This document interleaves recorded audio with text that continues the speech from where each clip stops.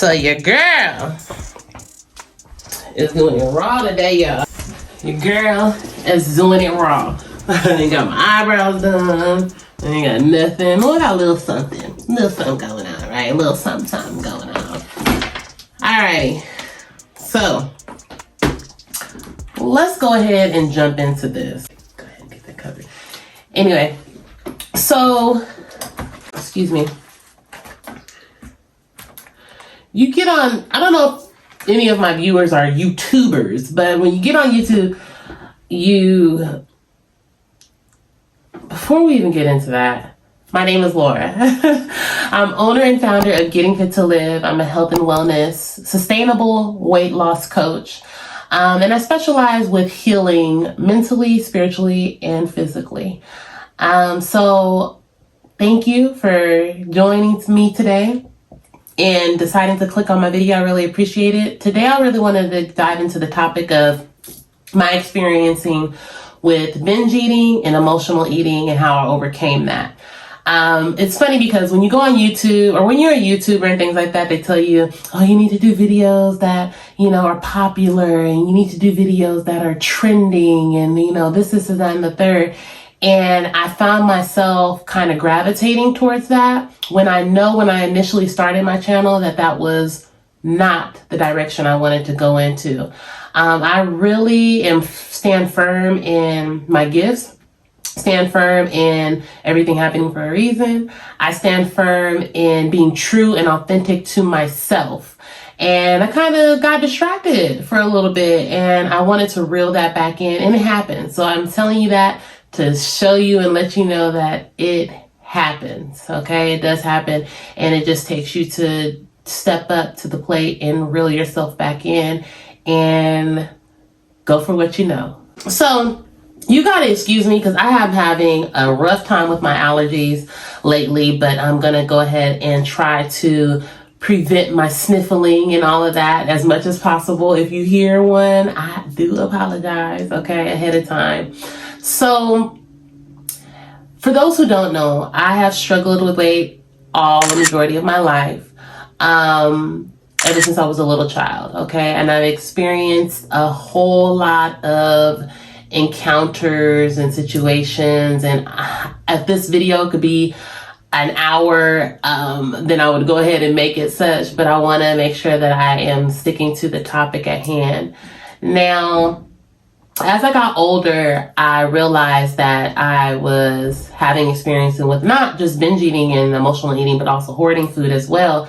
And my weight was just getting out of control. Not even just my weight, but my health. I was struggling with health issues during my process, and physical issues as well. And with my mobility started to decline. I was finding it hard to walk upstairs and things like that. So I knew that something definitely needed to change, because I have been on this journey. I had done most likely, just like a lot of my viewers, have tried everything. You name it, I tried it as far as diet goes. And I knew that this was deeper than just a diet. I know how to lose the weight. You know how to lose the weight, okay? Because you've done it.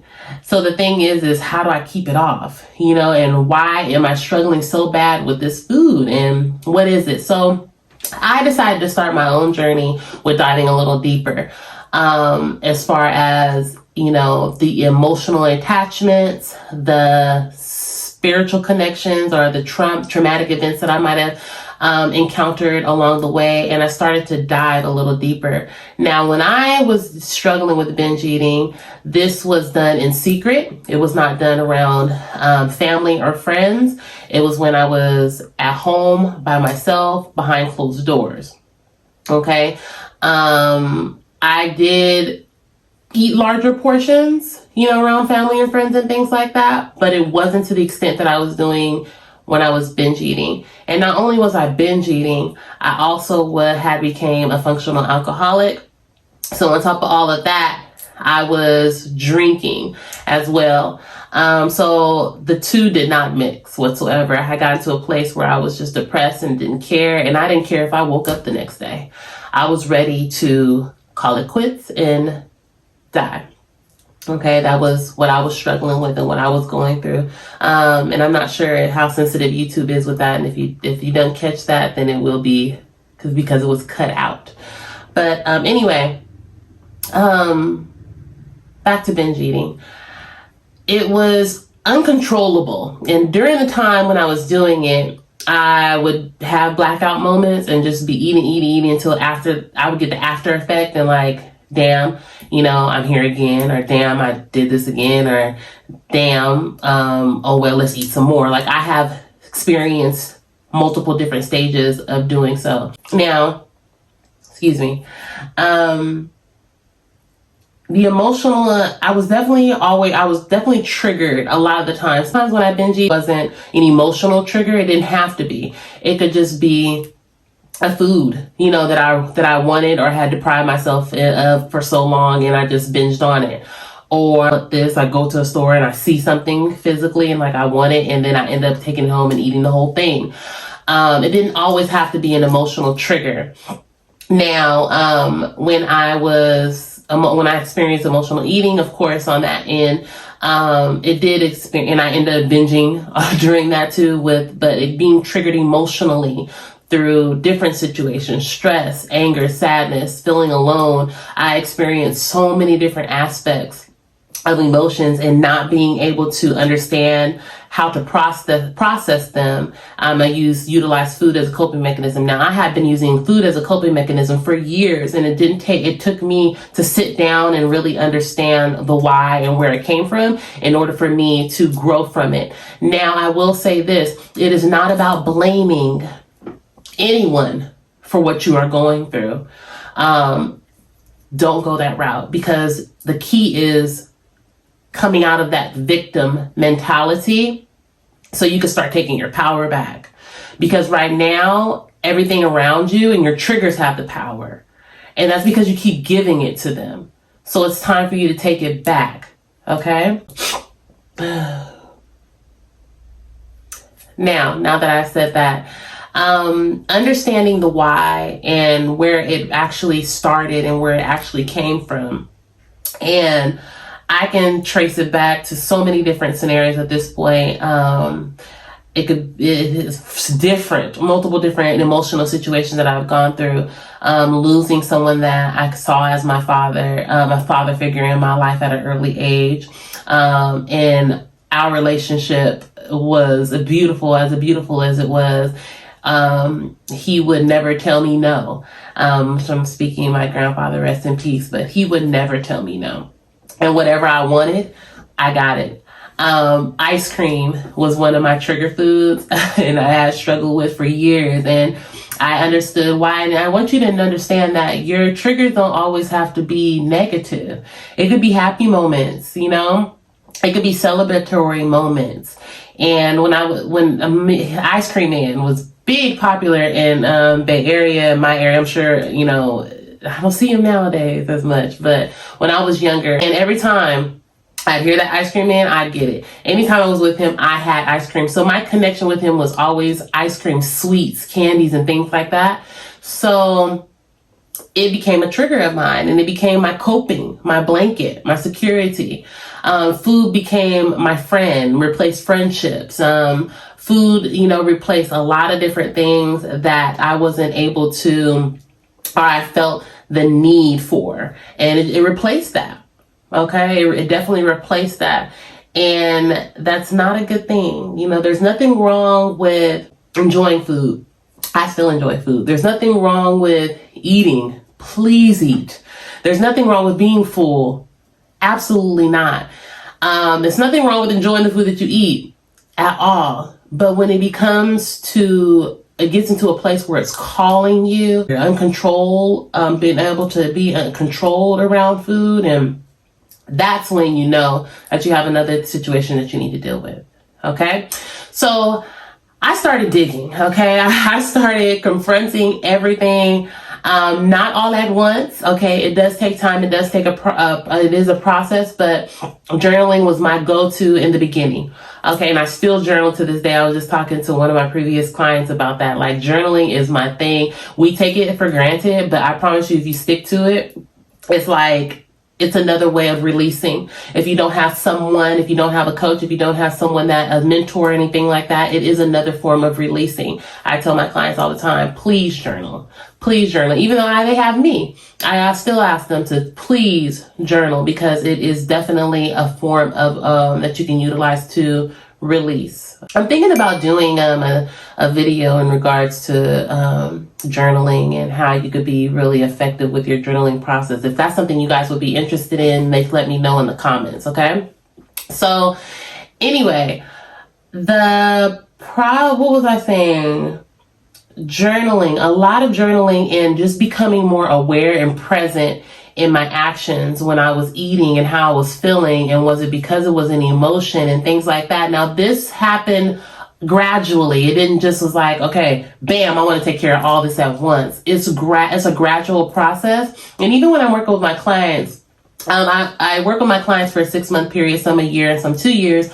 But even at that point, I am breaking it up into smaller pieces, because when you have so much on your plate, it's like it can get overwhelming.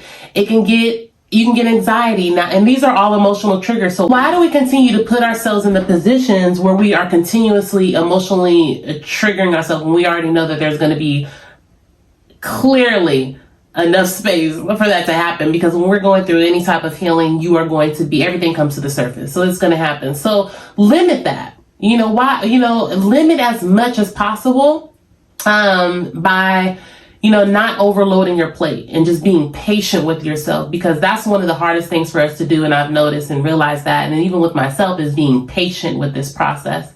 It's definitely going to take time. It does not happen overnight. It took me some years. Okay. And I'm just being totally transparent.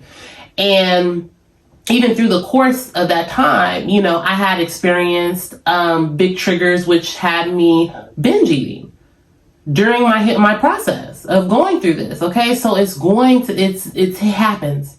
It happens. And I just want you to prepare yourself mentally for understanding that it happens, so you are not beating yourself up during this process. I encourage you to think of it as perfecting a skill, or specializing in a skill. Anything that you are great at doing, what did it take for you to get there? Okay? What did it take for you to get to that greatness in that area, that skill? What did you do? Did it take some sacrifice? Did it take some initiative? Did it take some courage to step outside of your boundary, your comfort zones? What did it take? Was it a struggle? Did you encounter, blocks along the way? Okay. The same thing is going to apply with this. It's going to happen. So keeping these things in mind, giving yourself that grace, along with taking initiative and action, is definitely going to help along the process. You're ending cycles that you've been going through over and over and over again. And in order for you to end those cycles, you're going to have to take action. Number one is to be aware of the the current action and the current reasoning, and then more present. Okay, that I spoke about before, because this is going to be able to put you in a place where you're able to make and take another path, another action, which changes and ends your cycle. Okay? I tell my clients about the push through, and everybody that's in my support group, and that information is going to be in my description link. But it's called the push through. And every time you push through, it's like receiving another belt in a karate match. I mean, when you're in karate, if you guys aren't familiar, you receive different belts when you level up. So every time you're pushing through those tough moments, you're leveling up. You're getting another belt. You're going to another level each time. Okay? So there will be different tests and different things that you'll be going through, because you've asked for a healing. You've asked, and you got to think about, this is years of stuff that you have been accumulating through your relationship with food. How long do you think it's going to take in order for you to clear that out? It's going to take time. It's going to take time. So I started to become more aware, more present in the things I was doing, understood what the root of the situation was, so I could start healing and letting go of those old thoughts and those old mindsets and those old ways of dealing with emotions. I started to redo all that and end all of those cycles. Okay. And being aware and present was definitely the golden piece. And what helped me become more aware and present was journaling. And even talking about it and being open and transparent and authentic with myself and being honest with myself, because there's a lot of things that I was doing blindedly, okay, and not being true and honest with what I was doing that was hurting myself. I was in my own way. So I needed to get out of my own way. Okay. And this is so, so important. You know, a lot of the times we aren't transparent and honest with ourselves about our situations, and we are just blindly walking, you know, and we're stuck in this victimhood. Not a good place, not a safe place to be, because all it does is cause defeat, anger, anxiety, stress. Okay. And it just adds on top of what we're already dealing with. All right. So ultimately, understanding all this information and knowing that I was on a process, this was going to be a process, and there was going to be a lot of different turns and a lot of different ups and downs, and that things aren't going to always be down, things aren't always going to be up. Understanding myself, understanding why I was making the decisions that I was making, understanding why I was on the path that I was on, understanding myself and getting to know me. Golden ticket, because the whole time I was running away from the most important person that I was hurting, myself. And once I sat down with her and we started communicating, everything started coming out on the table and becoming much more clear for me. So this is why I say this journey is mind, body, and soul. And once you transform your mind, your body will align. I mean that. Okay. I mean that with all of my soul. Okay. And that's what I'm here in, hoping that I can help as many people as I can with understanding and knowing that process. So I'm going to leave you with this. Okay. Trust your process. Be patient with your process. Love your process and enjoy your process, and understand that you are doing the very best that you can, and that this is going to take time. Okay. If you have any comments or if you have any questions, please feel free to leave them in the comment section. I do have a few availabilities for coaching. If you have any interest, if you have any questions in regards to that, please email me at lauracalbert@gettingfittolive.com, or you can schedule your consultation with the information that's in the description box. But I'm here, and I know and I understand what you're going through, and I know it's not easy. Nobody said it was going to be easy, but it's worth it. If I could leave you with just one tip right now, it would be understand what it is that you really want and go for it at all costs. Learn to specialize in the skill of putting you first. All right. I love you guys, and have a beautiful and blessed and abundant day.